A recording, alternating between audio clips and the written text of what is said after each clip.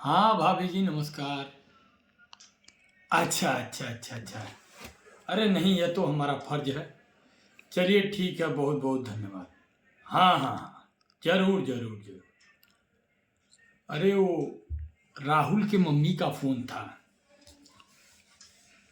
कौन राहुल? अरे वो एक हैं हमारे बगल के ही रहने वाले हैं। उनका लड़का जो है जिद किया था कि हम जाएंगे कौन ब्रिटेन पढ़ने के लिए। तो वही ये लोग हमको लगे बताने। हम बोले भैया ब्रिटेन जाके तुम करोगे क्या? तो बोला वहाँ पे कोई मास्टर डिग्री है, वही हम लेने जा रहे हैं, वहीं पर पढ़ाई करेंगे। हम बोले वहाँ पे कितना पैसा लगेगा? तो वही लगा बताने कि पैसे का तो नहीं पता, लेकिन बहुत पैसा लगेगा। तो हम बोले वहाँ पे अगर तुम जा कर के पढ़ाई करोगे तो उसमें 2 4 5 साल 10 साल लग जाएगा।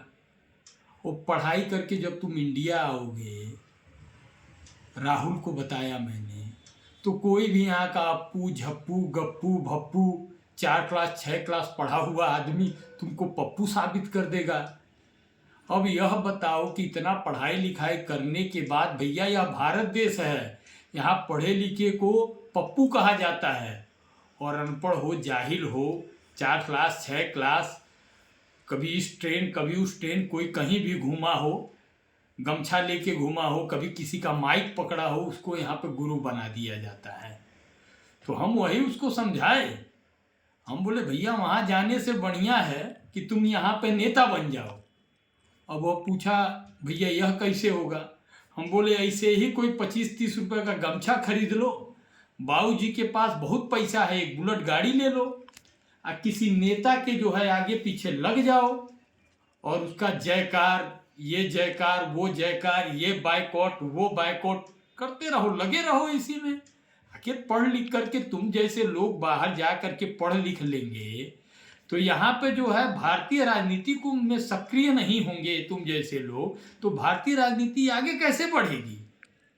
तो वो तो मानने को तैयार नहीं था। फिर बोला कि भैया कैसे, मतलब राजनीति में आना पड़ेगा, क्या करना पड़ेगा? हम बोले भैया सिंपल है, और यहाँ का राजनीति तो इतना आसान है कि एक गमछा खरीद लीजिए चमकौआ, एक गाड़ी ले लीजिए, पगड़ी बांध लीजिए, किसी भी नेता के पीछे लग जाइए, हमारा नेता कैसा हो, फलाने जैसा हो, फलाने जैसा हो, ढमाके जैसा हो, भाई उनके साथ रहेंगे, आप घूमेंगे।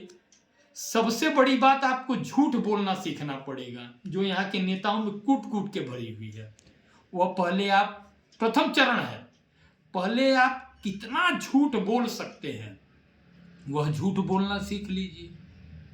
इसका दूसरा चरण चालू होता है, अपनी नाकामी को, अपने द्वारा हुए गलत कार्यों को कैसे दूसरे के ऊपर थोप दिया जाए, उसको पहले करना तुमको सीखना होगा, और बड़ी दृढ़ता से, बड़े ढिठाई से, कि इसका जिम्मेदार ये है, उसका जिम्मेदार वो है, ये तो वो किया, वो तो वो किया, वो वहाँ वैसे हुआ, यहाँ ऐसे हुआ, हम जो हैं वो राजा हैं, हम जो हैं। ये पहले कैसे दूसरे के ऊपर, पक्षियों के ऊपर जो है अपनी गैर जिम्मेदाराना हरकत को थोपना है, अपनी गलतियों को दूसरे के ऊपर कैसे डाल देना है, यह सीख लो।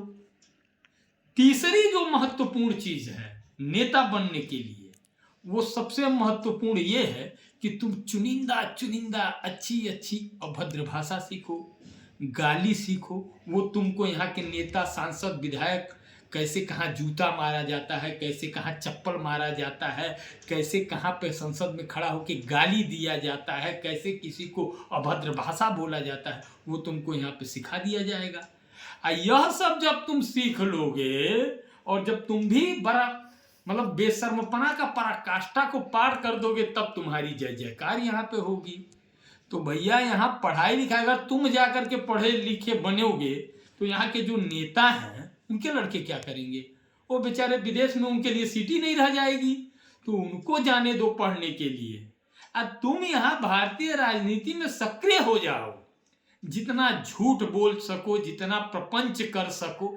यहाँ सच का बोलबाला तो है या नहीं है, और यहाँ पे जो सच बोलेगा उसको पप्पू कह दिया जाएगा, उसको एंटी नेशनल कहा दिया जाएगा, उसको देश बेचवा कह दिया जाएगा, उसको जो है नफरत फैलाने वाला कह दिया जाएगा।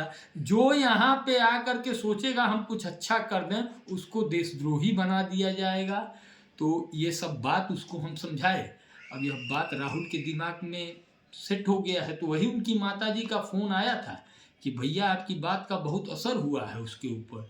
तो हम वही बोले, भैया यहाँ अनपढ़ जाहिलों का राज है, यहाँ तुम जितना जाहिलपना कर सकते हो करो, तुम्हारी जय जयकार, लेकिन तुम कहीं से पढ़ लिख करके आओगे तो यहाँ सीधे तुमको एक नाम दे दिया जाएगा, पप्पू।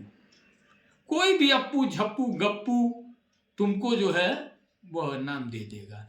तो इसलिए भैया आज के डेट में तो देखिए पढ़े लिखों से बढ़िया ये झूठ बोलने वाले नेता हैं। तो और हम लोग जिस पार्टी से हैं आप लोग जानते ही हैं। तो भैया आप सभी को जय श्री राम, और बाकी तो आप लोग समझदार हैं। जनता जनार्दन की जय हो।